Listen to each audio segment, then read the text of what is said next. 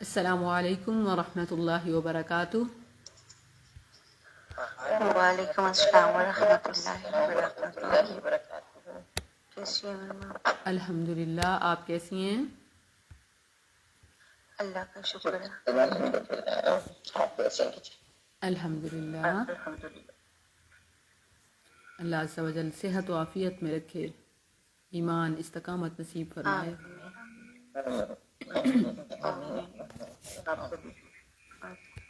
وإياكم بالخير، جزاكم الله۔ نحمده ونصلي على رسوله الكريم، أما بعد فأعوذ بالله من الشيطان الرجيم، بسم الله الرحمن الرحيم، رب اشرح لي صدري ويسر لي أمري واحلل عقدة من لساني يفقهوا قولي، رب زدني علما، اللهم إنا نسألك علما نافعا ورزقا طيبا وعملا متقبلا، اللهم صل على محمد وعلى آل محمد كما صليت على إبراهيم وعلى آل إبراهيم إنك حميد مجيد، اللهم بارك على محمد وعلى آل محمد كما باركت على إبراهيم وعلى آل إبراهيم إنك حميد مجيد۔ سورہ لقمان آیت 20 سے، اس سے پہلے آیات آپ مختلف اسباق میں پڑھ چکی ہیں۔ پارہ نمبر 21 اتلو ما، سورہ لقمان آیت 20 سے آج کا سبق ہے۔ الم ترو، کیا تم نے نہیں دیکھا؟ یہ کب آتا ہے؟ جب ایک چیز مشاہدے میں ہو، یعنی انسان اسے جانتا ہو، تو ترو تعلمو کے معنی میں آتا ہے، جیسے الم ترا، الم تعلم، اور الم ترو، الم تعلمون، بس صیغے کا فرق ہے۔ آپ بھی پہلے پڑھ چکی ہیں، جیسے الم تر کیف فعل ربک بعاد، یا الم تر کیف فعل ربک باصحاب الفیل۔ اچھا، اس میں فرق یہ ہوتا ہے کہ ایک چیز سنی ہوئی اتنی بار ہوتی ہے گویا آنکھوں سے دیکھی ہو، یا ایسے ہو چکی ہوتی ہے جیسے، یعنی آنکھوں سے دیکھ کے جیسے کسی کو یقین حاصل ہوتا ہے، ویسے ہی اس کا علم حاصل ہو جاتا ہے۔ تو ترا یہ تعلمو کے معنی میں ہوتا ہے، یعنی ایک چیز کا جاننا، وہ کسی بھی طریقے سے۔ مثلا اسی تسخیر آسمان اور تسخیر زمین کے وقت، یا تسخیر آسمان و مابین، آسمان و زمین کے مابین چیزوں کی تسخیر کے وقت، یعنی ان کی تخلیق اور انہیں پابند کرنے کے وقت حضرت انسان موجود نہیں تھا، لیکن وہ ان چیزوں کو دیکھتا ہے۔ آسمان ہے، وہ پابند ہے، جہاں جو اس کا کام ہے، اور ہر ایک سیارہ، ہر ایک چیز وہ اپنے مدار میں، اپنے کام میں ہے۔ زمین اپنا کام، آسمان اپنا کام، ہر مخلوق جو اس کی فطرت میں ڈال دیا گیا، جس کا اسے پابند کر دیا گیا، وہ اسی پر گامزن ہے۔ تو یہ کیا ہو گیا؟ گویا ایک انسان کو یہ چیز معلوم ہے، اور یہ سوال اس بات کے لیے ہے، اور یہ ایک ہر کلام میں ایک خوبصورت انداز ہوتا ہے، اور قرآن کریم کا تو خاص طور پر ابلاغ ہے کہ اس طریقے سے قصہ مختصر کے خود منہ سے اگلوانا، حق ان کے منہ سے کہلوانا۔ یہاں اشارہ کن کی طرف ہے؟ مشرکین کی طرف، جو اللہ کی نعمتوں سے لطف اندوز ہوتے، اللہ کی مخلوق سے فائدہ اٹھاتے، لیکن خالق کو نہیں پہچانتے تھے، فائدہ دینے والے کو نہیں مانتے تھے۔ اس کو مانتے تو کس طرح کہ اس کے اختیارات میں، اس کی ذات میں، اس کے صفات میں مختلف ہستیوں کو، زندوں فوت شدگان کو شریک کر لیتے۔ تو انہیں ایک مثال دی جا رہی ہے، ایک سوال، اور گویا اس کا جواب کوئی انکار ہے ہی نہیں۔ الم ترو، کیا تم نے دیکھا نہیں؟ کیا انہوں نے دیکھا نہیں؟ تارا، اچھا، کیا تم نے نہیں دیکھا؟ ان اللہ، کہ بے شک اللہ، کیا تم نے نہیں دیکھا کہ اللہ سخارا، اس نے مسخر کیا، لکم، تمہارے لیے، ما فی السماوات، جو کچھ آسمانوں میں ہے، وما فی الارض، اور جو زمین میں ہے، واسبغ علیکم، واسبغ، اور بھرپور دیں۔ آپ کو پتہ ہے یہ لفظ کہیں آپ نے پہلے پڑھا ہے؟ اسباغ الوضو کسے کہتے ہیں؟ اچھی طرح وضو کرنا، اعضائے وضو کو، وضو کے اعضاء کو خوب اچھی طرح دھونا کہ کچھ خشک نہ رہیں، اور جہاں تک ایک ان کا حصہ ہے، جیسے بازوؤں کو کوہنیوں تک دھونا ہے، یا پاؤں کو ٹخنوں تک دھونا ہے، تو اس سے اوپر تک دھونا، کامل، خوب، اسے کہتے ہیں اسباغ الوضو، اچھی طرح وضو کرنا. نبی صلی اللہ علیہ وسلم نے تاکید کی، حدیث میں لفظ آیا ہے، اور بھی مختلف مقامات پر آپ تلاش کر سکتی ہیں. وَأَسْبَغَ اور بھرپور دیں، علیکم تمہیں، نعمہ اپنی نعمتیں، ظاہرتاً ظاہری یعنی جن کا تم اپنی آنکھوں سے مشاہدہ کرتے ہو، سطحی، وباطنہ اور پوشیدہ انسان کے اندر، اور کتنی ایسی جو انسان کو معلوم نہیں. وَمِنَ النَّاسِ اور لوگوں میں سے، مَن یُجادِلُ جو جھگڑتا ہے، فی اللہ اللہ کے بارے میں، بغیر علم بغیر علم کے، یعنی غور و فکر، مشاہدہ، لاجک، عقل، سائنس، ان چیزوں کے علم یعنی کسی بھی طرح کا. ولا ہدا اور بغیر رہبری، ہدایت، یعنی اب ہدایت ظاہر ہے کامل کس کی ہو سکتی ہے؟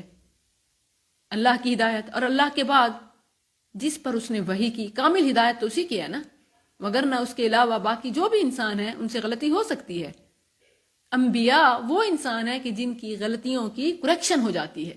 یہاں بھی بعض لوگ کہتے ہیں کہ معصوم عن الخطا، یہ ایک لحاظ سے تو بات درست ہے، اینڈ کے حساب سے، یعنی اس لحاظ سے انبیاء کو بعض لوگ معصوم عن الخطا کہتے ہیں. اس بات کے دو پہلو ہیں.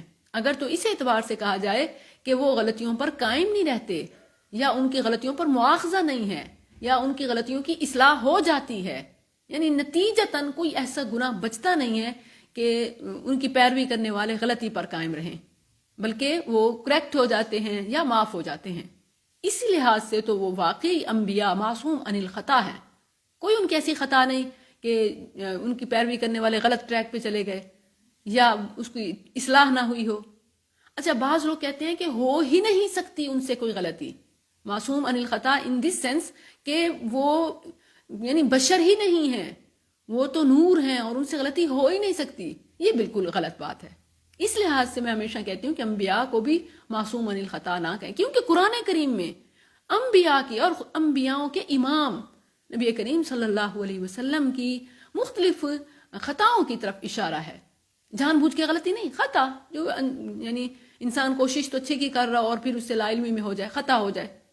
جیسے وہ تحریم عسل کا، یا ایھا النبی لما تحرم، اور اسی طرح بدر کے قیدیوں سے فدیے کا معاملہ، اور اسی طرح مشرکوں کے لیے دعا کا معاملہ، اور بھی مختلف. یہ قرآنی مثالیں ہیں، اور اس کے علاوہ بھی آپ کو بہت ساری مل سکتی ہیں. تو یعنی اس سے پتہ چلتا ہے کہ ان سے غلطیاں ہو سکتی ہیں، اس سینس میں کہ ان سے تو ہو ہی نہیں سکتی. یہ بالکل غلط بات ہے. اس سینس میں انبیاء بھی معصوم عن الخطا نہیں ہے.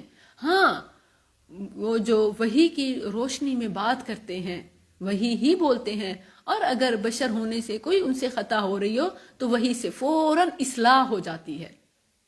ٹھیک ہے، تو یہ صرف انبیاؤں کے ساتھ خاص ہے. اس کے علاوہ ہر انسان سے غلطی ہو سکتی ہے، اور اگر وہ مجتہد ہے تو اس پر اس کو اجر ہے، یعنی وہ نیکی تلاش کرنے والا اور حق بات کو تلاش کرنے والا. لیکن اس تلاش میں کہیں اس سے کوئی غلطی ہو گئی، اللہ جانتا ہے. اس سارا معاملہ اللہ کے پاس ہے کہ کون حق اوپن ہونے کے باوجود، حدیث آنے کے باوجود، آیت سامنے ہونے کے باوجود بھی وہ غلطی کر رہا ہے، اور کون حدیث اور قرآن سامنے رکھتے ہوئے سمجھنے میں، اس کے فہم میں غلطی آ رہی ہے. تو پھر جو فہم میں غلطی آ رہی ہے، اور جبکہ اس کی نیت درستگی کی ہے، تو پھر یہ بھی ان معاملات میں کہ جب ایک شرعی موقف اوپن نہیں ہے، یعنی مختلف فروعی مسائل میں جب ایک انسان اجتہاد کر رہا ہو اور کوئی کہے کہ کر سکتے ہو، کوئی کہے نہیں کر سکتے ہو، اپنے فہم میں کوئی غلطی ہو جائے تو اس پر بھی ثواب ہے، کیونکہ اس کی نیت غلط کی نہیں ہوتی، سمجھنے میں غلطی ہوئی ہوتی ہے. تو بہرحال یہاں پر ہدایت سے مراد نبی صلی اللہ علیہ وسلم کی رہبری کا راستہ، ولا ہدا اور بغیر ہدایت کے، بغیر رہبری کے، ولا کتاب منیر اور بغیر روشن کتاب کے، یعنی اللہ کی کتاب کی آیات کے. مشرکین مکہ کا یہ حال تھا کہ نہ تو ان کو توحید کے حوالے سے کائنات میں کونی آیات، معجزات، نشانیاں نظر آتی تھیں. وہ ایون کائنات کے نظام کو دیکھ کر کہ ہر چیز کسی ایک کے کنٹرول میں ہے، زمین، آسمان اور مختلف چیزوں کو دیکھ کر نہ تو اس سے وہ توحید کو سمجھتے، نہ ہی نبی صلی اللہ علیہ وسلم کی دعوت ولا ہدا، ہدایت کا راستہ، اسے قبول کرتے، نہ ہی قرآنی آیت اس کو قبول کرتے. تو یہ کون ہے؟ ایسا شخص سراسر مجادلہ کرنے والا ہے. مثلاً اگر کوئی کہے کہ نہ میں قرآن کو مانتا ہوں، نہ میں مذہب کو مانتا ہوں، نہ میں سائنس کو مانتا ہوں، اور بس میں اپنی مرضی کروں گا، جو مجھے لگے گا وہی صحیح ہوگا، تو یہ کون ہے؟ وَمِنَ النَّاسِ مَن يُجَادِلُ فِي اللَّهِ بِغَيْرِ عِلْمٍ وَلَا هُدًى وَلَا كِتَابٍ مُنِيرٍ. یعنی آپ کو اپنا مائنڈ کم از کم مخالف نہیں تو کلیئر تو رکھنا ہو، خالی تو کرنا ہوگا، تاکہ آپ علم کو، ہدایت کو اور کتاب منیر کو چیک کر لیجئے. یعنی اگر آپ اسلام قبول کرنا چاہتے ہیں اور قرآن کو نہیں مانتے تو سب سے پہلے قرآن کی حقانیت چیک کر لیں کہ کیا واقعی یہ کتاب منیر ہے، سچی کتاب ہے. جب اس پہ یقین ہو جائے تو پھر اس کی ہر بات کو مانتے جائیں. پھر یہ نہ کہیں کہ اسلام کا یہ حکم ٹھیک نہیں ہے، اسلام کی یہ بات مجھے اچھی نہیں لگتی، بلکہ وَمِنَ النَّاسِ مَن يُجَادِلُ فِي اللَّهِ بِغَيْرِ عِلْمٍ وَلَا هُدًى وَلَا كِتَابٍ مُنِيرٍ. آیت کا شروع پھر دیکھیے، الم ترا سے بات شروع ہوئی ہے. الم ترو، کیا تم نے نہیں دیکھا، ان اللہ سخر لکم، یہ لفظ بہت اہم ہے. جیسے ابھی میں نے ایک آپ کو مسئلہ انبیاء کے معصوم عن الخطا ہونے کا بتایا، آپ سے سوال ہو سکتا ہے، اور عقیدے کے باب میں اور عمل کے لحاظ سے بھی بڑا اہم سوال ہے کہ کیا انبیاء معصوم عن الخطا ہیں؟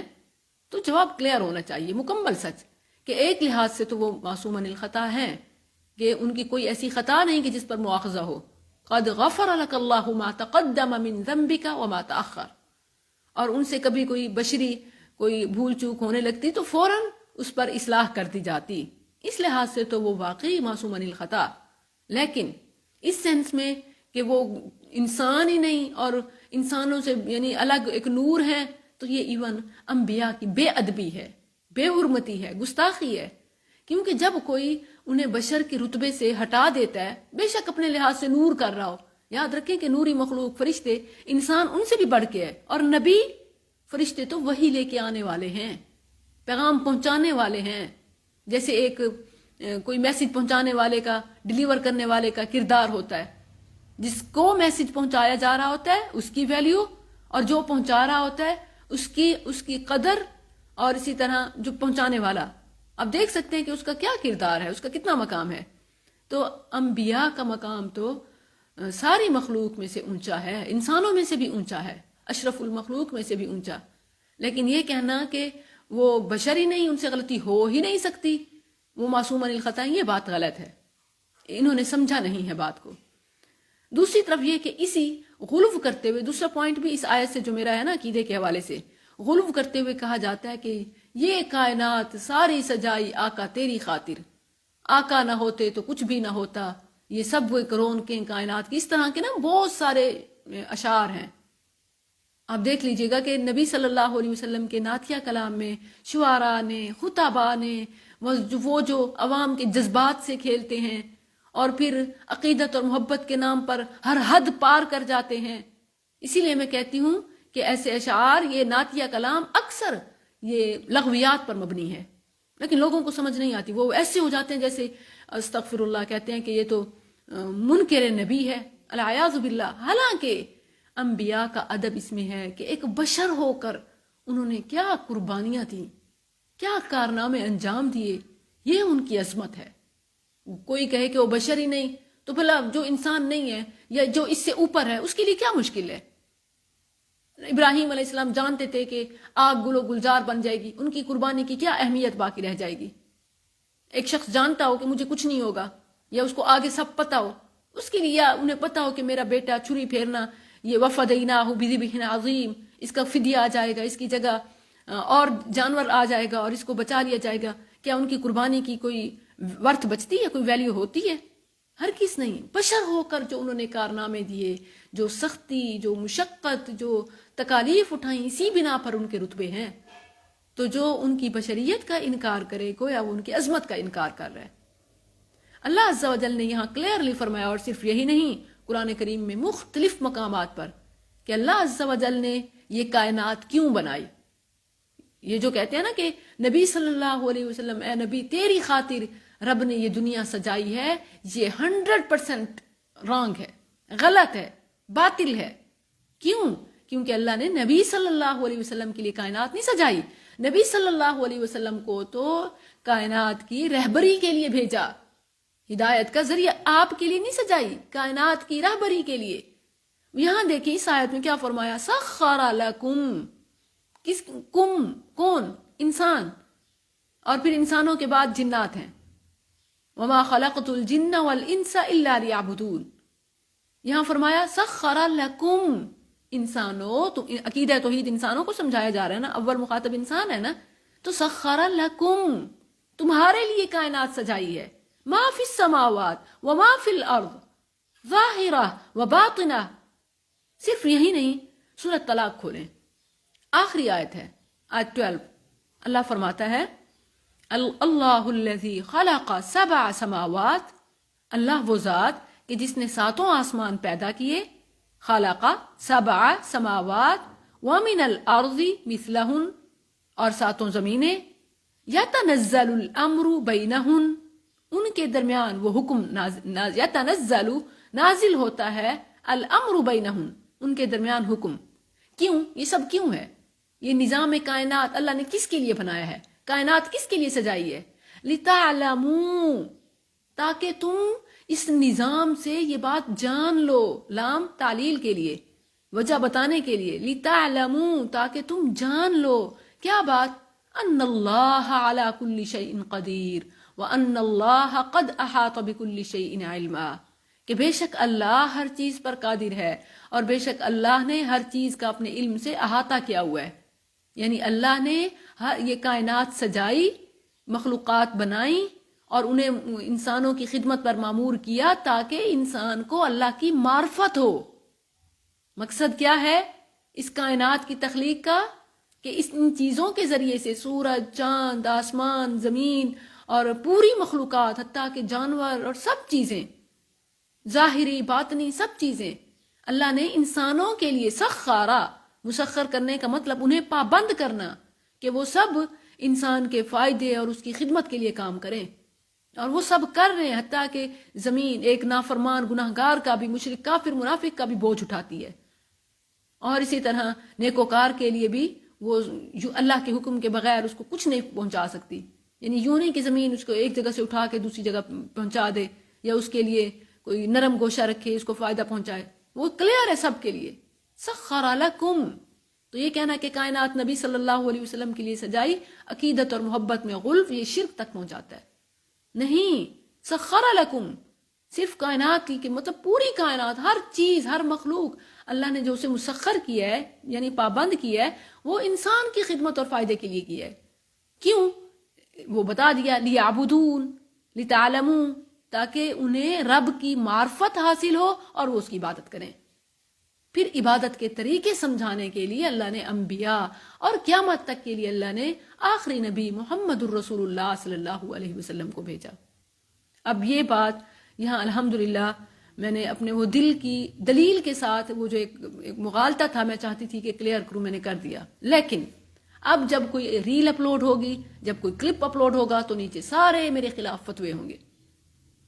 اب سمجھ لیجئے کہ مطلب ایک طرف دلیل ہے، ایک طرف علم ہے، ایک طرف ہدایت ہے، ایک طرف کتاب منیر کا حوالہ ہے، اور خود رسول اللہ صلی اللہ علیہ وسلم کی زندگی بھر کی محنت ہے، اور ایک طرف علم کی بات ہے۔ لیکن اس کے برعکس وَمِنَ النَّاسِ مَن يُجَادِلُ فِي اللَّهِ بِغَيْرِ عِلْمٍ، اللہ کی ذات کے بارے میں جھگڑا کرتے ہیں۔ بولا یہ کوئی جھگڑے کی بات ہے؟ اس میں تو علم کو، ہدایت کو، کتاب منیر کو قبول کرنا چاہیے۔ وَلَا هُدَى وَلَا كِتَابٍ مُنِيرٍ، تمہاری خاطر مسخر کر دیا، اور کچھ چیزیں تمہیں نظر آتی ہیں اور کچھ چیزیں تمہیں نظر بھی نہیں آتی۔ لیکن یہ اتنے بڑے بڑے فتوے لگاتے ہیں، وہ بھی بغیر علم کے، ہدایت کے اور کتاب منیر کے۔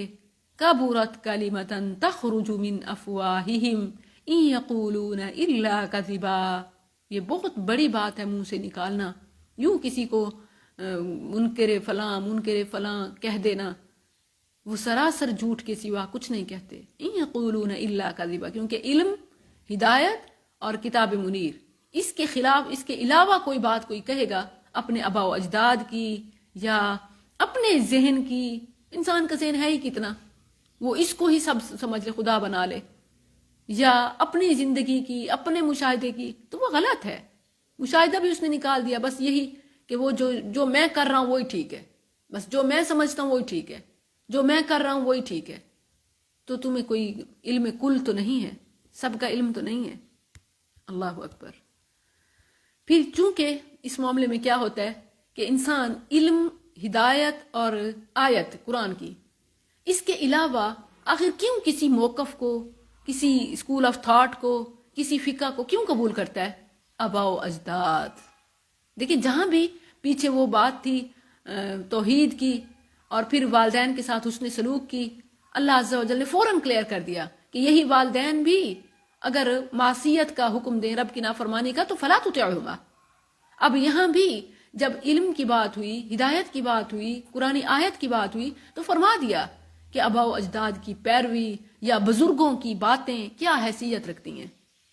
وَإِذَا قِيلَ لَهُمُ اتَّبِعُوا مَا أَنزَلَ اللَّهُ، اور جب کہا جائے ان سے اتبعوا، تم پیروی کرو، ما انزل اللہ، جو اللہ نے نازل کیا، قالوا، وہ کہتے ہیں، بل نتبع، بلکہ ہم پیروی کریں گے، ما وجدنا، جو ہم نے پایا، جس پر ہمارے آباء و اجداد چلے آ رہے ہیں، علیہ آباءنا، اپنے باپ دادا کو جس پر، اولو، کیا اگر، کان الشیطان، ہو شیطان، یدعوہم، انہیں بلاتا، الی عذاب السعیر، بھڑکتی آگ کے عذاب کی طرف، کیا اگرچہ شیطان انہیں بھڑکتی آگ کے عذاب کی طرف بلاتا رہا ہو، ان سے غلطی ہو گئی ہو، وہ غلط راستے پہ چل پڑے ہوں، وہ جہنم کی طرف جا رہے ہوں، تو کیا تم بھی آنکھیں بند کیے انہی کے راستے پر چلتے جاؤ گے، جہنم میں گر جاؤ گے؟ سورہ بقرہ میں بھی آپ پڑھ چکی ہیں یہ سوال۔ فرمایا وَإِذَا قِيلَ لَهُمُ اتَّبِعُوا مَا أَنزَلَ اللَّهُ، جب انہیں ما انزل اللہ کی بات کی جائے، دیکھو یہ قرآن ہے، دیکھیں قرآن اور حدیث یہ وحی ہے، وحی بھی، حدیث بھی وحی ہے، اور قرآن تو وحی بالاولیٰ ہے۔ تو وَإِذَا قِيلَ لَهُمُ اتَّبِعُوا مَا أَنزَلَ اللَّهُ، ما انزل اللہ یعنی قرآن و حدیث کی، قرآن اور صحیح حدیث کی جب بات کی جائے کہ یہ کر لو، اس کی پیروی کرو، ادھر ادھر کی کوئی بات نہ کرو، آگے سے کیا جواب آتا ہے؟ بل نتبع ما الفینا علیہ آباءنا، نہیں جی ہمارے آباء و اجداد، یہ ہمارے سلسلے، طریقت اور فلاں فلاں فلاں، یہ ہمارے جو سلسلے چلے آ رہے ہیں صدیوں سے، یہ غلط ہیں، وہ جو ہمارے آباء و اجداد نے کتابیں لکھی ہیں وہ غلط ہیں، اس طرح حوالے پیش کیے جاتے ہیں۔ اچھا یاد رکھیں کہ اگرچہ یہ آیت مشرکین کے بارے میں ہے خاص طور پر، لیکن اس کے برعکس بھی یاد رکھیں کہ جو مسلمان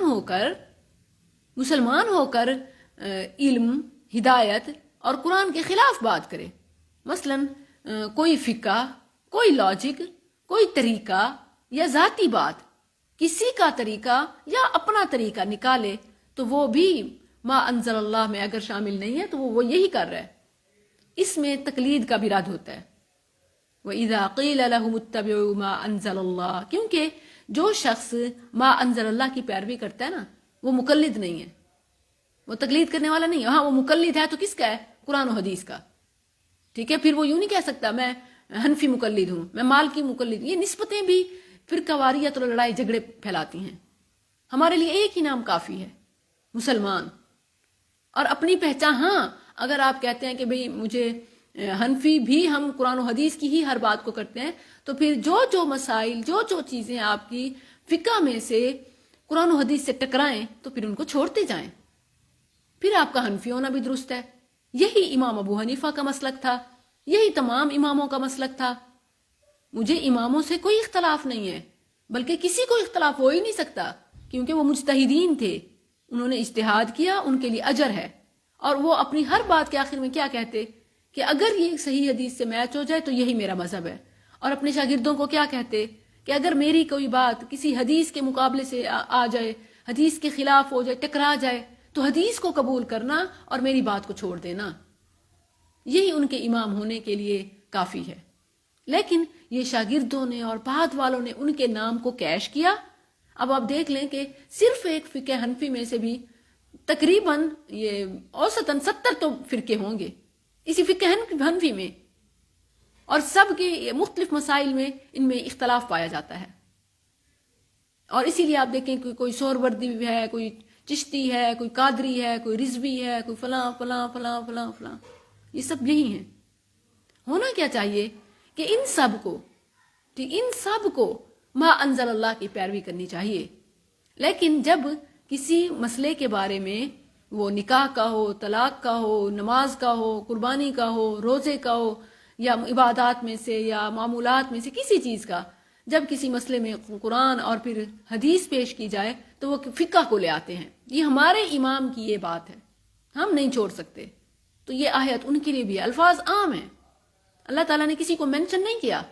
جو بھی ما انزل اللہ کے بغیر یہ دلیل پیش کرتا ہے کہ میرے آباء و اجداد، ہماری فقہ، ہمارے امام یہ کرتے آئے ہیں، ان کو کیا جواب ہے؟ اولو کان الشیطان یدعوہم الی عذاب السعیر. اور یہ کوئی اماموں کی پیروی نہیں ہے، اماموں سے محبت نہیں ہے. کیوں؟ کیونکہ اماموں نے بھی یہ بات نہیں، اماموں کی تعلیم بھی نہیں ہے. امام خود قرآن و حدیث کے متبع تھے. ہاں وہ بھی انسان سے، ان سے غلطی ہو سکتی ہے جب ان کی کسی موقف میں کوئی غلطی سامنے آئے. جیسے کل ہم نے ایک مسئلہ پڑھا تھا مدت رضاعت کے حوالے سے، کہ جس میں 2.5 سال کی مدت یا اس سے زیادہ کی، یا بیٹے اور بیٹی میں فرق کرنا، یہ امام ابو حنیفہ سے جو منسوب ہے، اللہ عالم کہ ان کی بات تھی بھی یا نہیں، جو دعویٰ کرتے ہیں کہ انہی کی بات ہے. تو بہرحال یہ منفرد ہیں، وہ اکیلے ہیں، کسی اور امام نے ان کی بات سے اتفاق نہیں کیا، بلکہ تمام یہی کہتے ہیں کہ حولین کاملین عامین 30 شہرا. ان کی روشنی میں، قرآنی الفاظ اور آیات کی روشنی میں، مدت رضاعت لڑکی ہو لڑکا ہو میکسیمم فائنل 2 سال ہے. ہاں کم اگر کوئی کرتا ہے میوچل انڈرسٹینڈنگ سے تو کوئی حرج نہیں، لیکن اس سے زیادہ کسی کو الاؤ نہیں. یہ قرآنی فیصلہ ہے. اس کے بعد فقہ میں سے 2.5 سال یا اس سے اوپر یا بیٹے کے لیے فرق کرنا، یہ پھر صحیح نہیں ہوگا. اور اگر کوئی پھر بھی یہ کرتا ہے تو وہ ما انزل اللہ سے ہٹ رہا ہے. وَإِذَا قِيلَ لَهُمُ اتَّبِعُوا مَا أَنزَلَ اللَّهُ قَالُوا بَلْ نَتَّبِعُ مَا وَجَدْنَا عَلَيْهِ آبَاءَنَا. یہاں اللہ عز و جل نے جواب دیا کہ ان سے غلطی ہو گئی تو کیا تم اس غلطی کو جاری رکھو گے؟ اولو کان الشیطان یدعوہم الی عذاب السعیر.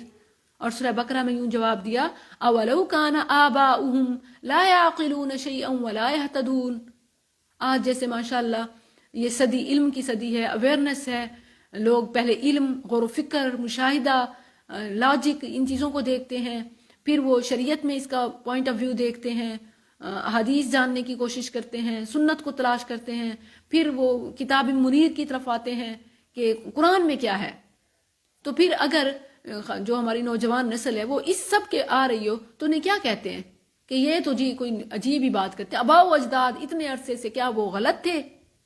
تو اللہ عز و جل نے مختلف مقامات پر جواب دیا کہ ان سے غلطی ہو گئی تو کیا تم اسی غلطی پر چلو گے؟ جیسے اردو وغیرہ میں کہا جاتا ہے کہ بھئی وہ تو کسی کو دیکھ کے کیا وہ کنویں میں گر رہا ہو تم بھی کنویں میں گر جاؤ گے. اولو کان آباؤہم لا یعقلون شیئا ولا یہتدون. اگر انہیں عقل نہ ہو یا وہ ہدایت پر نہ ہو تم پھر بھی وہی کرو گے. وَمَن يُسْلِمْ. ان کی مذمت کے بعد پھر اس شخص کی جو پیور اسلام کے، ما انزل اللہ کے، خالص قرآن و حدیث کے راستے پہ چلتا ہے، اس کا مقام بتایا کہ وَمَن يُسْلِمْ.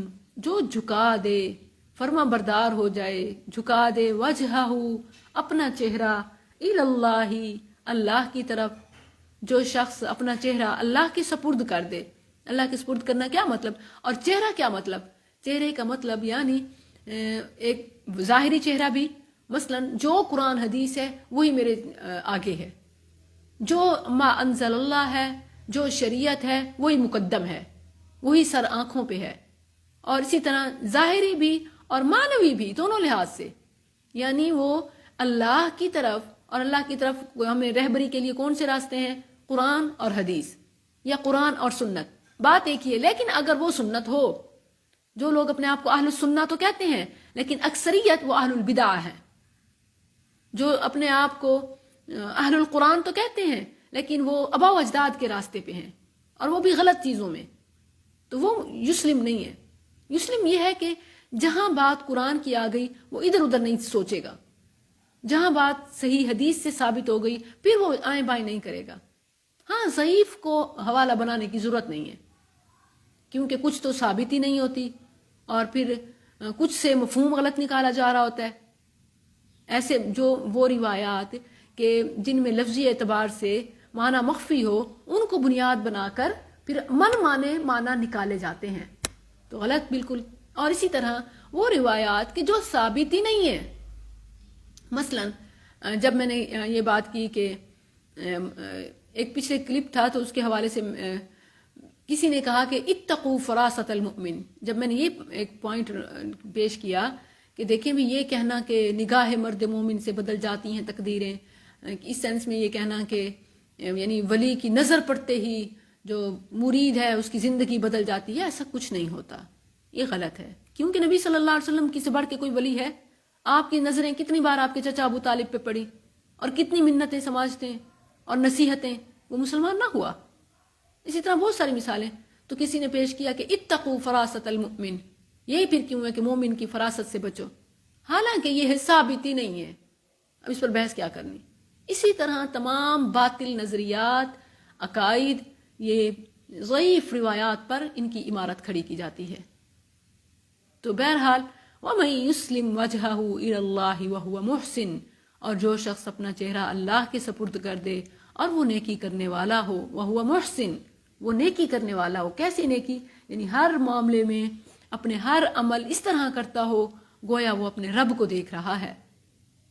اگر وہ اسے نہیں دیکھتا، یہ کیفیت نہیں آتی، تو یہ تو جانتا ہے کہ اس کا رب اسے دیکھ رہا ہے، اسی لیے وہ ہر کام رب کی خاطر اور رسول اللہ صلی اللہ علیہ وسلم کے طریقے کے مطابق کرتا ہے۔ یہ ہے محسن، اس میں کوئی دو نمبری ذاتی یا لوگوں کی خوشی کی پرواہ نہیں کرتا۔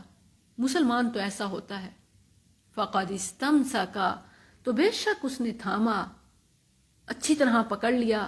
اس ویسے تو امساک بھی تھامنے کو کہتے ہیں، لیکن اس میں حروف کی زیادتی، استمسکا حروف کی زیادتی، یہ معنی میں مبالغہ ہے، یعنی اچھی طرح پکڑ لیا۔ بالعروۃ الوثقی، حلقہ مضبوط کڑا، اسلام کا جو ایک دائرہ ہے اس میں یقینی طور پر داخل ہو گیا، اچھی طرح پکڑ لیا۔ وَإِلَى اللَّهِ عَاقِبَةُ الْأُمُورِ، اور تمام کاموں کا انجام اللہ ہی کی طرف ہے۔ وَإِلَى اللَّهِ عَاقِبَةُ الْأُمُورِ، إِلَى اللَّهِ، تمام کاموں کا انجام اللہ ہی کی طرف ہے، کسی اور کی طرف نہیں۔ وہی ہر کام کی جزا دے گا، وہ اسی کی خاطر کر رہا ہے اور اس کے سکھائے ہوئے بتائے ہوئے طریقے کے مطابق، تو کیا ہے کہ اس کا انجام اچھا ہوگا۔ لیکن جو آباء و اجداد کی باتوں کو بزرگان دین کے نام پر رنگ رلیاں منا رہا ہے اور عقیدت اور محبت میں غلف کر رہا ہے، اسے بھی حساب دینا ہوگا۔ وَمَن كَفَرَ، اور جو کفر کرے، فَلَا يَحْزُنْكَ كُفْرُ، اب دیکھیں نبی صلی اللہ علیہ وسلم کی نظر سے نہیں زندگی بدل جاتی تھی، ہدایت مل جاتی تھی، بلکہ آپ نے پڑھا اِنَّكَ لَا تَهْدِي مَنْ أَحْبَبْتَ، اے نبی آپ بھی ہدایت نہیں دے سکتے جس سے محبت کریں، وَلَكِنَّ اللَّهَ يَهْدِي مَن يَشَاءُ، ہدایت تو توفیق الہی سے ہوتی ہے، تقدیر تو توفیق الہی سے بدلتی ہے، امر الہی سے بدلتی ہے۔ وَمَن كَفَرَ، اور جو کفر کرے، فَلَا يَحْزُنْكَ، تو نہ غمگین کر دے آپ کو، کفرو، اس کا کفر، الینا، ہماری طرف، مرجعہم، ان کا لوٹنا ہے، فننبئہم، پھر ہم ضرور انہیں بتائیں گے، خبر دیں گے، جتلائیں گے، بما، وہ جو، عاملو، وہ کرتے تھے، ان اللہ، بے شک اللہ، علیم، جاننے والا ہے، بذات الصدور، سینوں کے بھید، سینوں کی باتوں کو خوب جاننے والا ہے۔ اس میں رسول اللہ صلی اللہ علیہ وسلم اور آپ کے بعد اسلام کے ہر داعی کو، مبلغ کو، عالم کو تسلی دی جا رہی ہے کہ جو شخص ہماری دعوت اور پیغام پہنچنے کے باوجود کفر پر، باطل پر اصرار کرتا ہے، آپ اس کے کفر کی وجہ سے غم زدہ نہ ہوں۔ آپ کا کام پیغام پہنچانا ہے، وہ آپ نے پہنچا دیا، اب انہوں نے ہمارے پاس آنا ہے تو ہم انہیں وہ سب کچھ بتائیں گے جو انہوں نے کیا۔ تو اس میں ان کے لیے بہت زبردست وعید ہے، یعنی یہ بتانا کہ آؤ گے نا پتہ چل جائے گا، اس میں بڑی تنبیہ ہے، فَنُنَبِّئُهُم بِمَا عَمِلُوا إِنَّ اللَّهَ عَلِيمٌ بِذَاتِ الصُّدُورِ، یہ نہیں کہہ پاؤ گے نہیں جی وہ تو ہمارا مطلب یہ تھا، وہ تو جی ہم نے محبت میں کیا، وہ تو جی یوں یوں، اس طرح نہیں ہوگا۔ علیم بذات الصدور، ایک ظاہری معیار ہے اور ایک باطنی نیت ہے، دونوں کا حساب ہے۔ اور یوں نہیں کہ کسی کی نیت نیک ہو عمل غلط ہو، ایسا بھی نہیں ہے، کیونکہ ہاں وہ مختلف معاملات ہیں کہ کہ جہاں شریعت کی حدود کراس نہیں ہو رہی وہ معاملات الگ ہیں، وہ اجتہاد والی چیز الگ ہے۔ نمتعہم، ہم انہیں فائدہ دیں گے، یعنی دنیا میں جو مہلت، قلیلاً تھوڑا، ثم پھر نضطرہم، ہم انہیں کھینچ لائیں گے، استرار یعنی وہ چاہتے نہیں ہوں گے اور کیسے ان کو گھسیٹ کر لایا جانا، کس طرف؟ الی عذاب غلیظ، بہت سخت عذاب کی طرف۔ اللہ اکبر۔ کفر کے باوجود جو عام طور پر ہم کہتے ہیں نا کہ ٹھیک ہے وہ غلط ہیں تو پھر انہیں شفا کیوں ملتی ہے، شرک ہے تو پھر مرادیں کیوں پوری ہوتی ہیں، یہ سوال آتا ہے نا عام طور پر ذہن میں۔ تو اس سوال کا جواب دیا کہ اس قدر کفر کے باوجود ان پر عذاب جلدی کیوں نہیں آتا، فرمایا ہم انہیں دنیا میں تھوڑا سا برتنے کا، رہنے کا سامان دیں گے، پھر انہیں مجبور اور بے بس کر کے ایک بہت سخت عذاب کی طرف لے جائیں گے۔ تو اس کو کہنا کہ جی شف سے، دم سے، ایک سنت کے مخالف کے کسی عمل سے، ایک شخص جو خلاف شریعت کام کرتا ہے اس کی پھونک سے یا اس کے معاملات سے، چیزوں سے اگر لوگوں کی مرادیں، کام، بیماریاں دور ہو جاتی ہیں، حل ہو جاتی ہیں، تو اس کو گارنٹی نہ سمجھو، یہ کوئی صحیح ہونے کی دلیل نہیں ہے۔ اللہ عز و جل نے جواب دیا کہ نوتعہم، یہ تو ان کا استمتاع ہے، فائدہ اٹھانا ہے، اور قلیلاً جس کو بڑی بات سمجھ رہے ہیں نا، یہ بہت تھوڑا ہے آخرت کے مقابلے میں، یہ چھوٹی سی چیز کو کی خاطر انہوں نے جنت کو چھوڑ دیا۔ اسی لیے میں کہتی ہوں کہ جو لوگ کہتے ہیں نا کہ ایک غریب کو، خالی ہاتھ کو، بیمار کو شفا مل جاتی ہے، آپ کو کیا مسئلہ ہے، آپ کو کیا ہوتا ہے، بیچاروں کے پاس پیسے نہیں ہیں، ڈاکٹر کے پاس نہیں جا سکتے، تکلیف میں انہیں شفا مل جاتی ہے کہیں جانے سے، کچھ کرنے سے، تو دم سے، درود سے، اس طرح۔ حالانکہ وہ تو ایک الگ ٹاپک ہے کہ اس میں غلطی کیا ہے، لیکن بہرحال اصل مسئلہ کیا ہے کہ آپ کو شفا چاہیے یا آپ کو ایمان بھی چاہیے، پہلے اس میں فیصلہ کر لیں۔ صرف شفا کا مل جانا ان کے صحیح ہونے کی دلیل نہیں ہے، کیونکہ یہ تو اللہ کی طرف سے ایک مہلت ہوتی ہے۔ نمتعہم قلیلا ثم نضطرہم الی عذاب غلیظ وَلَئِن سَأَلْتَهُمْ، اور اگر ان سے پوچھا جائے نا کہ تم یہ کہ اس کے ہاتھ میں شفا ہے، بھئی اس کے اللہ نے شفا والا کوئی چیز اس کو مکمل سپرد کر دی ہے، اگر ایسی بات ہے تو پھر یہ ہسپتال کیوں ہے، یہ کیا فائدہ، اتنا بجٹ، اتنی مشکل پڑھائی کے بعد لوگ ڈاکٹر بنتے ہیں اور یہ سب کچھ، کیا یہ بے فائدہ نہیں ہے؟ پھر یہ دعویٰ ہی بے بنیاد ہے۔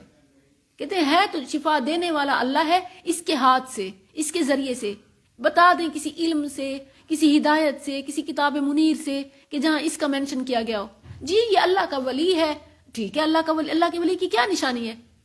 حالانکہ وہ تکلیف میں، بیماری میں، کہ جس کی بیماری اور تکلیف اور غربت کی وجہ سے اس کے گناہ بھی معاف ہو چکے ہوتے ہیں، وہ اللہ کا ولی ہو سکتا ہے اگر وہ صبر کرے۔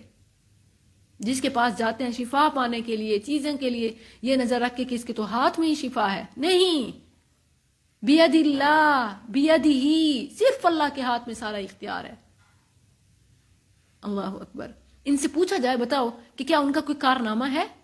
وَلَئِن سَأَلْتَهُمْ، اور اگر تم ان سے پوچھو، من خلق السماوات، آسمانوں کا خالق کون ہے، کس نے پیدا کیا، والارض، اور زمین کو، لَيَقُولُنَّ، تو یقیناً وہ کہیں گے اللہ، قل، فرما دیں الحمدللہ، پھر تمام تعریفیں اللہ کے لیے ہیں، زندگی، صحت، سہولت سب وہی دیتا ہے، الحمدللہ، تمام تعریفیں اللہ کے لیے ہیں، بل اکثرهم لا يعلمون، لیکن ان کے اکثر نہیں جانتے۔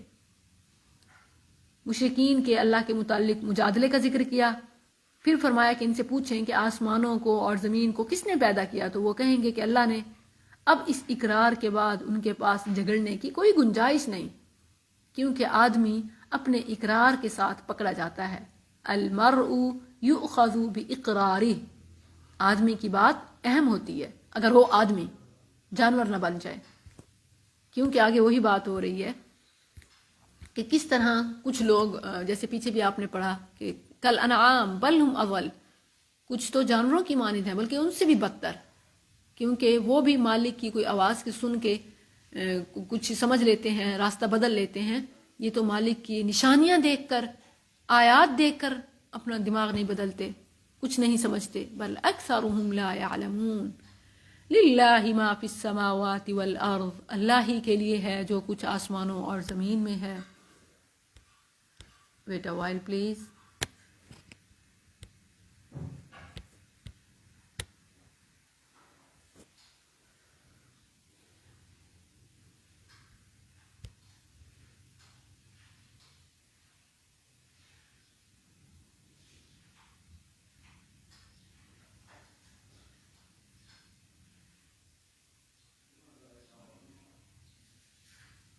السلام علیکم، آواز آ رہی ہے؟ وعلیکم السلام. جی آ رہی ہے. جی الحمدللہ. للہ ما فی السماوات والارض، اللہ ہی کے لیے ہے جو کچھ آسمانوں اور زمین میں ہے. کس کا ہے؟ للہ. صحت، زندگی، خوشیاں، سب کچھ کس کا ہے؟ للہ. پھر کیوں نام آتا ہے کسی نبی کا، ولی کا، نیک کا؟ ان کی نیکی انہیں اللہ کی صفات میں، اختیارات میں شریک نہیں کر دیتی. ان اللہ هو الغنی الحمید، بے شک اللہ ہی سب سے بے پرواہ. یعنی دیکھیں لوگ اس قدر زیادتی کر رہے ہوتے ہیں، پھر بھی الغنی الحمید خوبیوں والا ہے. لوگوں کے شرک و کفر سے اللہ کی خوبیوں میں کوئی کمی نہیں آتی. وَلَوْ أَنَّ مَا فِي الْأَرْضِ، اور اگر یہ ہو کہ جو بھی زمین میں، وَلَوْ أَنَّ مَا فِي الْأَرْضِ، اور اگر ایسا ہو کہ زمین میں جو بھی ہے، من شجرات، درختوں سے، اقلام، وہ کیا ہو جائیں؟ قلمے، درخت کلمے بن جائیں. والبحر، اور سمندر، دریا، یمدوہ، اس کی سیاہی، من بعدہ، اس کے بعد، کلمات اللہ، ما نفدت کلمات اللہ، اللہ کی عظمت، کبریائی، اسماء و صفات، کامل صفات یہ ختم نہ ہو. کوئی احاطہ نہیں کر سکتا، نہ کسی بشر کو ان کی حقیقت اور شمار کا علم ہے. اسی لیے نبی صلی اللہ علیہ وسلم اللہ کی حمد بیان کرتے ہوئے یوں ہی فرما دیتے کہ لا احصی ثناء علیک، میں تو تیری حمد و ثنا شمار ہی نہیں کر سکتا، کیسے بیان کروں. انت کما اثنیت علی نفسک، تو کلمات اللہ کے نعمتیں بھی آتی ہیں اس میں، یعنی اللہ کی، کیونکہ جتنی اللہ کی نعمتیں ہیں وہ اللہ کی خوبیاں بنتی ہیں. یعنی اللہ کی نعمتوں سے، چیزوں سے جو کریٹر ہے اس کی پہچان ہوتی ہے. جیسے دوسرے مقام پر آپ نے پڑھا، سورۃ الکہف کا آخر ہے، لو کان البحر مدادا لکلمات ربی لنفد البحر قبل ان تنفد کلمات ربی ولو جئنا بمثلہ مددا. اگر سمندر میرے رب کی باتوں کے لیے سیاہی بن جائیں تو یقیناً سمندر ختم ہو جائیں گے اس سے پہلے کہ میرے رب کی باتیں ختم ہوں، اگرچہ ہم اس کے برابر اور سیاہی لے آئیں. یعنی ایک نہیں، دو نہیں، 7 تو ابھر بھی ہو جائیں، 7 ایسے اتنے ہو جائیں، پھر بھی اللہ کی آیات اور اس کے کلمات کا شمار نہیں ہو سکتا. حسن بصری رحمہ اللہ نے فرمایا کہ اگر زمین کے تمام درخت قلم بنا دیے جائیں اور سمندر سیاہی ہو جائیں، اور اللہ فرمائے کہ میرا یہ حکم ہے اور میرا یہ حکم ہے، تو سمندر کا پانی ختم ہو جائے گا اور قلم ٹوٹ جائیں گے. اللہ کے احکامات شمار نہیں کیے جا سکتے. ان اللہ عزیز حکیم، اللہ ہر چیز پر غالب اور زبردست ہے. وہ جو ارادہ کرے کوئی نہ اسے روک سکتا ہے، نہ اسے باز پرس کر سکتا ہے، پوچھ سکتا ہے. اور وہ کمال حکمت والا ہے، اس کا غلبہ اندھے کی لاٹھی نہیں بلکہ اس کا ہر کام حکمت پر مبنی ہے. عزیز بھی ہے اور حکیم بھی ہے. غالب، جب غالب کو چھوڑ کر مغلوب سے، خالق کو چھوڑ کر مخلوق سے، اور اسی طرح مالک کو چھوڑ کر عبد سے، غلاموں سے مانگنا کوئی عقل نہیں. ما خلقکم، اور یہاں تک رہی بات کہ کہنا کہ بس جی انا فنا ہو جائیں گے، پھر کوئی نہیں اٹھائے جائیں گے، یہ بھلا کیسے ہو سکتا ہے. تو سب کو کھڑا کرنا اللہ کے لیے ایک کو کھڑے کرنے کی طرح ہے. کن، ہو جا، ہو جائے. ما خلقکم ولا بعثکم الا کنفس واحدہ، نہیں ہے تمہارا پیدا کرنا اور نہ تمہارا اٹھانا مگر ایک جان کی طرح. کنفس واحدہ، ان اللہ سمیع بصیر، بے شک اللہ سب کچھ سننے والا، سب کچھ دیکھنے والا ہے. یہ جو کفار کہتے کہ کیسے دوبارہ ہوگا، سب ختم ہو جائے گا، پھر کیسے، پرانا بھی نظریہ اور آج بھی جو بے دینی، الہاد وغیرہ ہے، دہریہ وغیرہ، وہ یہی بات اور اعتراض کرتے ہیں۔ فرمایا تم سب کو پیدا کرنا اور دوبارہ زندہ کرنا اللہ کے لیے ایک شخص کے پیدا کرنے اور زندہ کرنے کی طرح ہے۔ وہ تمام چیزوں کو کلمہ کن سے موجود کر دیتا ہے، پیدا کر لیتا ہے، اور تمہیں دوبارہ زندہ کر دینا اس کے لیے کیا مشکل ہے۔ ان اللہ سمیع بصیر۔ ان دو صفات کی یہاں کیا مناسبت ہے کہ اللہ اربوں انسانوں کی پکار بیک وقت سن لیتا ہے، وہ وسیلے واسطوں کا محتاج نہیں ہے۔ دنیا کی مثالیں دی جاتی ہیں، بادشاہ تک پہنچنے کے لیے اس کے ملازم کی، سیکٹری کی، چپڑاسی کی ضرورت ہوتی ہے، چھت تک جانے کے لیے سیڑھی کی۔ لیس کمثلہ شیء، وہ ایسا نہیں ہے۔ لوگوں کو ٹیلی فون، موبائل، آلات، سیکیورٹی چیزوں کی ضرورت ہوتی ہے، اللہ کو نہیں ہے۔ سمیع بصیر، اللہ ساری مخلوق کی، اربوں انسانوں کی بیک وقت سن لیتا ہے۔ ایک انسان کی دعا سننا اسے دوسرے کی دعا سننے سے غافل یا قاصر نہیں بنا سکتا۔ اس کے لیے ایک انسان کی ایک وقت میں دعا سننا اور اربوں کی ایک ہی وقت میں سننا، اسی وقت سننا، یہ برابر ہے۔ پھر اس کی مخلوق صرف انسان ہی نہیں بلکہ اور بھی بے شمار تعداد ہے، نہیں شمار کیا جا سکتا کتنی مخلوقات ہیں۔ آئے روز سروے بدلتے رہتے ہیں، رپورٹس چینج ہوتی رہتی ہیں۔ تو سمیع بصیر کو چھوڑ کر ایسے کہ جس کو جا کے آپ خود بتاتے ہیں کہ ہمیں یہ مسئلہ ہے، یہ مسئلہ ہے، اگر تو وہ اتنے پہنچے ہوئے ہیں پھر تو آپ کو بتانا ہی نہیں چاہیے نا، سب کچھ جا کے خود بتاتے ہیں، حتیٰ کہ باقاعدہ انکوائری ہوتی ہے، پھر کئی چکر ہوتے ہیں، پھر جا کر تکے لگتے ہیں۔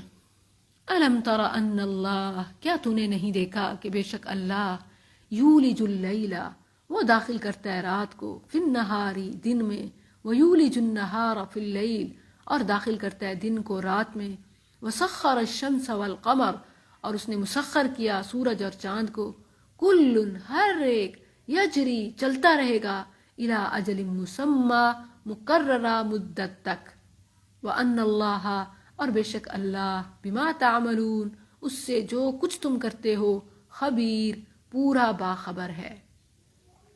سخر الشمس والقمر کل یجری الی اجل مسمی، تھوڑے بہت الفاظ چینج ہوتے رہتے ہیں، کہیں آیا ہے کل یجری لاجل، اور یہ تو ایون جو ریسرچرز ہیں، سائنٹسٹ ہیں، یہ بھی بتا رہے ہوتے ہیں کہ یہ جو سب چیزیں ہیں یہ ختم ہو جائیں گی۔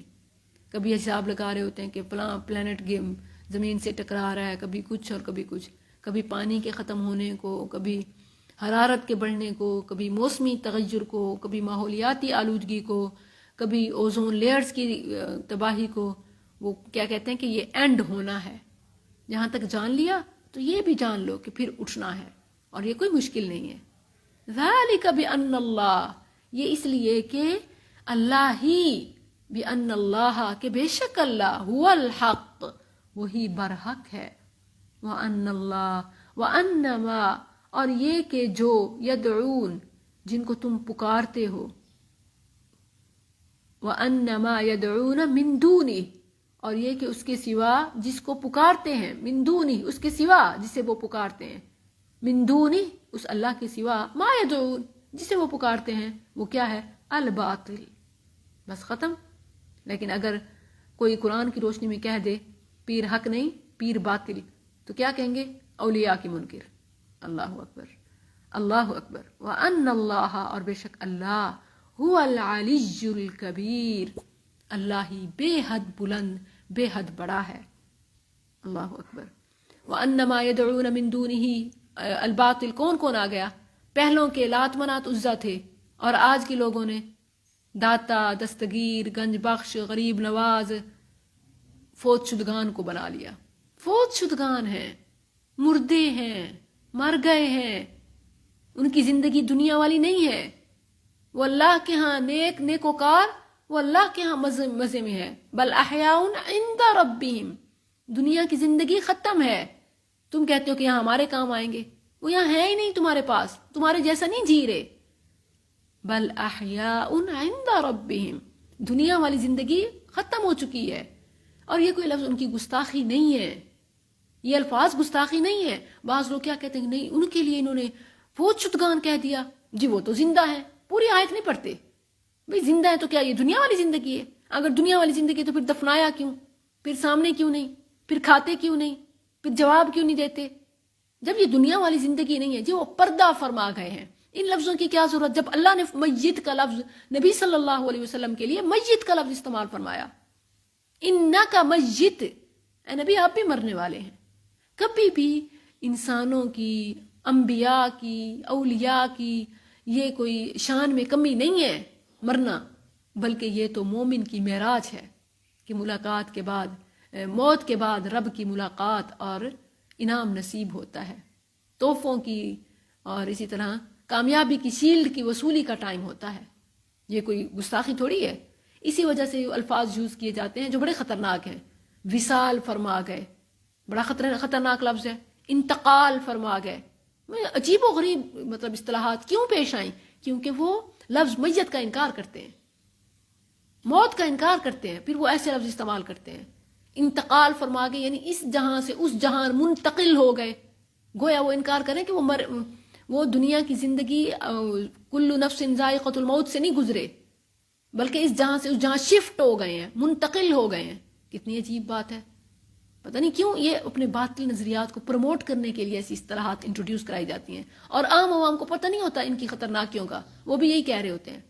وصال فرما گئے، وصال کا مطلب وصلہ کیا ہے؟ ملاپ، العیاذ باللہ. گویا ان کے نزدیک ان کا اس انسانوں کی دنیا سے اللہ کے ساتھ ملاپ ہو گیا. کس قدر عجیب بات ہے. وہی نور من نور اللہ والے عقیدے کو پروموٹ کرنا. رحلت فرما گئے یعنی کوچ کرنا. سیدھا سیدھا کہیں فوت ہو گئے، اس میں کون سی یہ کوئی ان کی نعوذ باللہ بے ادبی تھوڑی ہے، یہ تو ان کا مرتبہ ہے. بہرحال تو اسی طرح پھر وہ ان کو پکارتے ہیں جیسے وہ ان کی سنتے ہیں اور پوری کرتے ہوں. وَأَنَّمَا يَدْعُونَ مِن دُونِهِ، وہ جس کو بھی پکارتے ہیں اللہ کے سوا وہ کیا ہے؟ الباطل. وَأَنَّ اللَّهَ هُوَ الْعَلِيُّ الْكَبِيرُ. أقول قولي هذا أستغفر الله لي ولكم وسائر المسلمين وآخر دعوانا أن الحمد لله رب العالمين. جزاكم الله.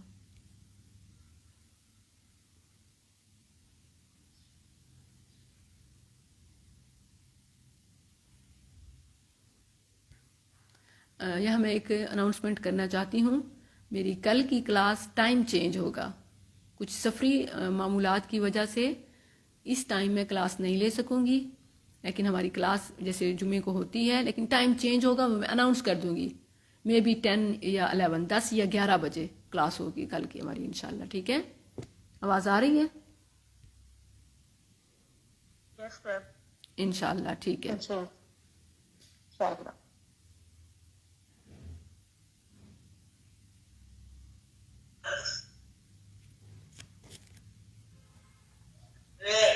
جی آپ کا کوئی کوشچن، سجیشن؟ ٹائم شارٹ ہے.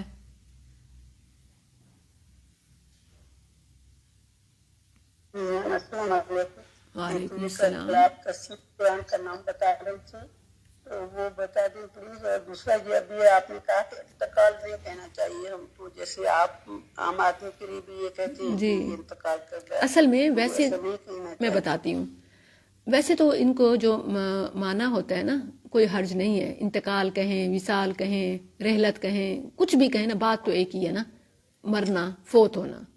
لیکن جو لوگ اہل بدعت اور اسی طرح اہل ضلالت، یہ لوگ ان الفاظ سے بچنے کی، بھاگنے کی کوشش کرتے ہیں اور اپنی پوری آگے نئی دکان سجاتے ہیں.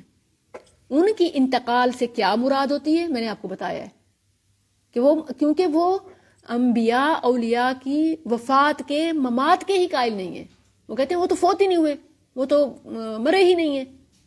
وہ یہ لفظ ان کے لیے کہنا یہ گستاخی سمجھتے ہیں. حالانکہ اگر یہ ان کے حق میں کوئی کمی گستاخی ہوتی، شان میں کمی ہوتی، تو کبھی بھی اللہ اپنے نبی کے لیے نہ فرماتا انکا میت. تو یہ اس لحاظ سے تو سیدھا سیدھا ڈائریکٹ کہہ دینا چاہیے کہ وہ وفات پا گئے ہیں، اور اس میں کوئی وہ نہیں ہے. ان کے جو ہیرا پھیریوں والے الفاظ ہیں نا کہ جس سے وہ لوگوں کو پھنساتے ہیں، ان کا آپ ان سے بائیکاٹ کریں، ایسے لفظ بھی استعمال نہ کریں. باقی ویسے عام آدمی کے لیے کہہ سکتے ہیں جیسے ان کہتے ہیں. بہتر یہی ہے کہ وہ جو ان کی اصطلاحات ہیں نا انہیں استعمال نہ کیا جائے، تاکہ ہماری نسلیں ان لفظوں کی وجہ سے پھر کل کو الگ نظریے یا ان کے راستے پہ نہ چل پڑیں. بچوں کو معلوم ہونا چاہیے کہ وفات کا لفظ کوئی بے ادبی نہیں ہے انسان، اور مومن کے لیے تو یہ عظمت ہے. اور ایک اور تفسیر قرآن کا جو آپ نام بتا رہی تھی وہ پلیز بتا دیں. کس سلسلے میں؟ جی کل آپ کسی ٹائم پہ بتا رہی تھی نا قرآن کا تفسیر آپ کو دیکھنا ہو تو وہ یہ قرآن تفسیر نہیں، قرآن سب سے تفسیر جو قرآن میں بتا آپ دیں سب کو ریکمینڈ کروں گی نا، کسی ایک جی آیت کی تفسیر کے لیے یا کوئی ایک پوائنٹ سمجھانے کے لیے تو میں مختلف تفاسیر کے نام لیتی رہتی ہوں. ویسے اگر ہاں آپ صرف ایک تفسیر مستند، اوتھینٹک مستند عقیدہ اور سنت کے مطابق، تو وہ تفسیر القرآن ہے. باقی مختلف مفسرین کہیں نہ کہیں میں نے دیکھا ہے کہ کچھ نہ کچھ کسی معاملے میں مسٹیک ہوئی ہے، تو بہرحال اللہ عز و جل سب کو جزائے خیر دے. لیکن آپ کو یہی تو اس کہوں گی کا کہ ایک ہی جلد ہے جی تفسیر قرآن کا ایک ہی جلد ہے. نہیں، ایک جلد نہیں ہے، مختلف اس میں ان کے جو طباعت ہیں نا مختلف ہے. پہلے شاید 6 تھیں، پھر 4 ہو گئی ہیں، 4 جلدوں میں. اور سب سے بہتر یہ ہے کہ اگر آپ ایپ انسٹال کر لیں تو یہ بہت آسان ہے. تفسیر القرآن ایپ ہے. شکریہ میم، جزاک اللہ. السلام علیکم ورحمۃ اللہ وبرکاتہ. وعلیکم السلام. مجھے وسیلے کے بارے میں پوچھنا تھا. جیسے ایک یہ بھی کہا جاتا ہے کہ جیسے کہا جائے ہم لوگ کہتے ہیں نا تو ہمیں یہ کہتے ہیں کہ دنیا میں جو آپ کو بھی تو اللہ تعالیٰ نے آپ چاہتا تو آپ کی پرورش بھی ایسے کر لیتا. اللہ تعالیٰ نے ماں باپ بھیجے آپ کے لیے، ماں کو اتارا، مطلب کہ ماں دی آپ، اللہ تعالیٰ کے ایسے پرورش نہیں. جیسے اس طرح کی باتیں بھی کی جاتی ہیں. جیسے یہ نہیں کہ صرف جیسے کہتے ہیں کہ آپ کو بھی اللہ تو نے ہر دیکھیں چیز وسیلے سے ملی بالکل ہے. ایسے ہے. تو اور پھر یہ بھی قرآن کریم بولا جاتا وسیلے کا کلی انکار نہیں ہے، آپ سمجھ لیجئے. اور بلکہ میں تو چاہتی ہوں کہ کلاس میں سے کوئی اس پر بات کرے، لیکن ٹائم مختصر ہے تو میں عرض کر دیتی ہوں کہ وسیلہ کوئی حرام نہیں ہے، لیکن حلال اور حرام اس میں 2 راستے ہیں، حلال وسیلہ اور حرام وسیلہ. حلال وسیلہ کیا ہے؟ قرآن، یہ رب کا ہم تک پیغام پہنچنے کا ایک وسیلہ ہے. اور اسی طرح نبی صلی اللہ علیہ وسلم، ٹھیک ہے. اور اسی طرح زندہ جو نیک لوگ ہیں زندہ، کیونکہ ان سے ہم رہبری رہنمائی لے سکتے ہیں، ٹھیک ہے. یہ زندہ. لیکن جو فوت شدگان ہیں اب وہ ہماری نہیں سن سکتے. اصل میں وہ وسیلہ وہ حرام ہے یہ جو فوت شدگان کا وسیلہ کیا جاتا ہے. اب بات کو سمجھ رہی ہیں نا؟ قرآنی آیت بھی پیش کی جاتی ہے کہ یا ایھا الذین آمنوا اتقوا اللہ وابتغوا الیہ الوسیلہ. اللہ نے وسیلے کا حکم دیا، تم وسیلے کے خلاف ہو، ہم حرام وسیلوں کے خلاف ہیں. مگر نہ اللہ سے اس کی اسماء و صفات، قرآنی آیات، اس کا وسیلہ، اس کو وسیلہ بنائیں، اس کو سورس بنائیں، اس کو ذریعہ بنائیں اور اس کے ذریعے سے پکاریں. اور اسی طرح نبی کریم صلی اللہ اپنی علیہ وسلم نیکیوں، کی جن سے کوئی تعلیمات، اچھا نیک کام کیا آپ نے نیک نا، کام کیے وہ ہیں. یہ نہیں نیک، یہ تو حدیث ہے ایک. جی بالکل. وہ اس بنی اسرائیل کے لوگوں کا واقعہ کہ جو غار میں پھنس گئے تھے، انہوں نے ایک ایک نیکی کا واسطہ دیا. نیک لوگ جو زندہ ہوں، جیسے صحابہ نبی صلی اللہ علیہ وسلم کے پاس آتے اور آپ سے دعا کراتے. لیکن جب رسول اللہ صلی اللہ علیہ وسلم وفات پا گئے، اچھا یہ لوگ کیا کہتے ہیں جی دیکھیں صحابہ نبی صلی اللہ علیہ وسلم کے پاس آ کر وسیلہ کراتے تھے دعا کا کہ اللہ کے نبی بارش نہیں ہو رہی دعا کریں، تو ہم جاتے ہیں تو وہ شدگان کے اولیاء کی قبروں پہ، تو کیا برا ہے؟ حالانکہ نبی صلی اللہ علیہ وسلم جب وفات پا گئے، یہی صحابہ آپ کے قبر مبارک پر جا کر نہیں کہتے تھے؟ یہ پوری بات پھر کیوں نہیں کرتے؟ اسی حدیث میں ہے کہ جب رسول اللہ صلی اللہ علیہ وسلم وفات پا گئے، صحابہ آپ صلی اللہ علیہ وسلم کے چچا اور ان کے پاس جاتے کہ عباس رضی اللہ عنہ آپ کبار صحابہ میں سے ہیں، نبی صلی اللہ علیہ وسلم کے ساتھ قریبی رشتہ ہے، ہم اب نبی صلی اللہ علیہ وسلم نہیں ہے ہمارے درمیان، ہم آپ کی دعا کو وسیلہ بناتے ہیں. تو زندہ جو نیک ولی ہیں ان کی دعا کو پھر کہیں جی پھر ہم ان کے پاس جاتے ہیں شف شف کروانے یا فلاں فلاں. تو سب سے پہلی بات ہے اس کا عمل کیا شریعت کے مطابق ہے؟ اس کو تو قرآن ٹھیک پڑھنا نہیں آتا، جی ٹھیک ہے نا. جو قرآن کے علم کا ماہر ہے، جو شریعت کے علم کا ماہر ہے، عالم ہے، اس کی بات ہو وہ ولی ہو سکتا ہے، جاہل ولی نہیں ہوتا. خلاف شریعت چلنے والا ولی نہیں ہوتا. جزاک. السلام علیکم ورحمۃ اللہ. وعلیکم السلام. میم میں ائمہ مجتہدین کے حوالے سے بات کرنا چاہوں گی شور کہ کیا کسی بھی معاملے میں تقلید جائز نہیں ہوگی کیا ان کی؟ اگر ہم اس طرح سے کریں گے تو کیا اجتہاد کا دروازہ بند نہیں ہو جائے گا؟ ہر شخص کی عقل جو ہے وہ اس لیول کی نہیں ہوتی ہے کہ وہ براہ راست قرآن و حدیث سے ایسی تفہیم حاصل کر سکے کہ بالکل آپ کی جیسی بات ان ائمہ درست ہے، مجتہدین نے بجا ہمارے ہے، لیے کر دی ہے، درست ہے، بجا تو ہے. پھر ہم کیا کریں میں اس آپ کو معاملے میں؟ بتاتی ہوں. دیکھیں، الحمدللہ صحیح احادیث کا ذخیرہ جو پہلے صرف کتابوں میں اور مدارس تک ہوتا تھا اب موبائل میں اور ایپس میں موجود ہے. ٹھیک ہے. اور پھر دوسری بات یہ کہ ائمہ اور مطلب علماء ان کے خطابات، لیکچر، سب کلاسز موجود ہیں، اور باقاعدہ جو آپ کے پاس عالم آپ کی آن لائن یا اسی طرح آف لائن آپ کے یعنی واسطے میں ہے، آپ کی رینج میں ہے، ریچ میں ہے، آپ اس سے باقاعدہ دین سیکھیں. جہاں تک رہی ائمہ اربعہ کی بات، تو مجھے ان سے کوئی اختلاف نہیں. میں شاید ایون مقلدین سے بھی ان کی زیادہ عزت احترام کی قائل ہوں، زیادہ لگاؤ ہے، کیونکہ ان کا ایک مقام ہے، انہوں نے ایک خدمت کی. لیکن بہرحال اس کا مطلب یہ نہیں ہے جب انہوں نے ہی یہ فرما دیا کہ جب ہمارا قول صحیح حدیث کے خلاف آ جائے تو ہمارے قول کو چھوڑ دو. مجھے جو اختلاف ہے ان مقلدین سے ہے کہ جو امام کی ہر بات کو آنکھیں بند کر کے لیتے ہیں اور صحیح حدیث کو بھی چھوڑ دیتے ہیں، قرآن آیت کو بھی چھوڑ دیتے ہیں. جب ان کے سامنے مطلب ایک واضح چیز آ گئی ہے کہ قرآن کے یہ الفاظ ہیں اور ایون سلف صالحین کا یہ عمل ہے یا یہ احادیث ہیں، پھر وہ اس کے خلاف کیوں کرتے ہیں؟ اگر ان کے امام کو سمجھنے میں کوئی غلطی ہوئی ہے کم از کم یہ تو نہ کریں. کیا کہیں گے آپ؟ یہ مجھے بتائیے کہ کیا یہ صحیح احادیث ان ائمہ کے سامنے نہیں تھیں کیا؟ بالکل ایسے ہے، بالکل ایسے ہے. یہ صحیح احادیث ایسے ان ہے، ائمہ ایسے ہی ہے. مجتہدین کے سامنے تو نہیں ہوں گی تھی، نا، بالکل پھر ایسے ہے، ایسی ان راہ تک نہیں کیوں پہنچی. نکالی؟ اس وقت کمیونیکیشن کے ایسے سورسز نہیں ہوتے تھے جو آج ہیں. اسی لیے یہ صدی علم کی صدی ہے. اللہ عز و جل نے اپنی حجت پوری کر دی. ان کے اس وقت آپ کو پتہ ہے ایک حدیث سننے کے لیے سالوں سفر کرنے پڑتے تھے اور ان تک وہ احادیث نہیں پہنچی تھیں. یہ بات بالکل درست ہے.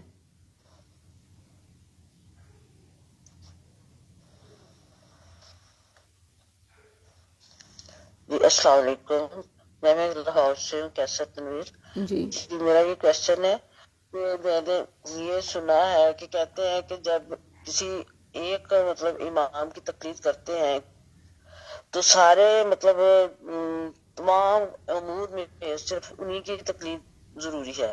غلط یہ بات ہے، کہاں تک بات درست یہ ہے؟ بات غلط ہے، یہی تو بات غلط ہے. اسی لیے تو یہ ایسا گویا مقلد گویا اعمیٰ ہوتا ہے، اندھا ہوتا ہے. اس نے اپنے آپ آنکھوں پہ تالا لگا لیا امام کی تقلید کا. اس کو چاہیے کہ وہ قرآن و حدیث کو ما انزل اللہ کو معیار بنائے.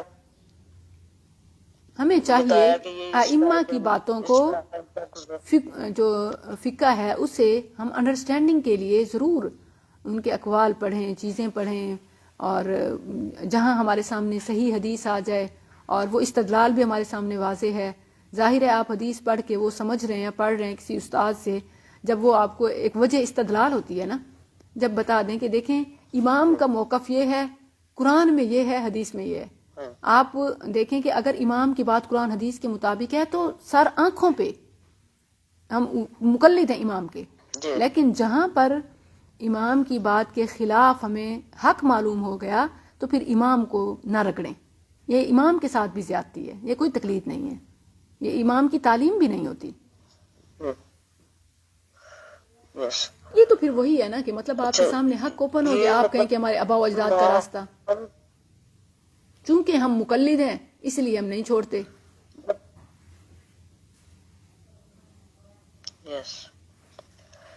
چونکہ قرآن میں جن باتوں کا کلیئر ہے تو قرآن اور حدیث میں، تو پھر تو امام کی ضرورت، امام کے قول کی تو پھر وہاں پہ کوئی حجت نہیں ہوتی، وہاں پہ کوئی ضرورت نہیں ہوتی. اصل بات یہ ہے کہ وہ چونکہ انہوں نے ایک اپنا سلسلہ اور اپنا طریقت اور اپنا ایک چیز شروع کی ہوتی ہے نا، وہ اس کو چھوڑنا نہیں چاہتے. وگرنہ مجھے لگتا ہے کہ ایون جو اتنی واضح باتیں ہیں نا، کیا معلوم کہ وہ خود امام کی بھی بات نہ ہو، اس بات کی کیا گارنٹی ہے، اور بعد والوں نے وہ شروع کر دی ہو. جس امام کے نام پر ہم جھگڑا کر رہے ہوتے ہیں، ہو سکتا ہے اس امام کی بات ہی نہ ہو. آپ کو یہ ساری تکلیف. چلیں، جزاکم اللہ خیرہ، اللہ عز و جل رشد الہام فرمائے. لیکن بے شک آپ امام ابو حنیفہ کے مقلد ہوں، پیروکار ہوں، بے شک آپ کسی اور امام کے، کسی بھی اور امام کے، لیکن اس کے باوجود ہم سب ما انزل اللہ کے پیروکار ہیں. اور ان ڈسکشن کی بنیادوں پر ہمیں اپنے دلوں میں کوئی کھوٹ، کوئی غل، کوئی ایسی چیز نہیں رکھنی چاہیے کہ ہم کسی سے صرف اس بنا پر نفرت کرنے لگیں یا ہم قرآن کلاس چھوڑ دیں کہ وہ تو جی غیر مقلد ہیں. یہ بات بالکل درست نہیں ہے، بلکہ ہمیں علم کا دروازہ اور ہدایت کا دروازہ ہمیشہ کھلا رکھنا چاہیے. اور یہ ضرور سوچنا چاہیے کہ کیا وہ کسی خاص فرقے کا نام لے رہی ہیں کہ اس کو فالو کریں، یا صرف قرآن اور حدیث کی بات کر رہی ہیں، شریعت کی بات کر رہی ہیں، یا ایون یہ دیکھ لیں کہ کیا کوئی وہ اپنی دکان چمکا رہی ہیں یا ان کا اپنا اسکول آف تھاٹ کیا ہے. اگر آپ یہ دیکھتی ہیں کہ کوئی اپنی ذاتی اسکول آف تھاٹ کی تو بات ہی نہیں کرتا اور وہ صرف قرآن اور حدیث کی بات کرتا ہے، ہو سکتا ہے وہ اپنے فہم میں وہ بھی غلط ہو، تو آپ کے سامنے اوپن ڈورز ہیں. آپ نے سنا، آپ نے دیکھا، اور پھر آپ وہ بھی دیکھ لیں، اب دونوں کو چیک کر لیں، جو آپ کو سمجھ آتا ہے آپ کر لیں. انشاءاللہ اس پر آپ کو کوئی گناہ نہیں ہوگا. واللہ اعلم بالصواب. سبحانك اللهم ربنا وبحمدك نشهد ان لا اله الا انت نستغفرك ونتوب اليك. جزاک اللہ. السلام علیکم ورحمۃ اللہ وبرکاتہ. وعلیکم السلام ورحمۃ اللہ وبرکاتہ.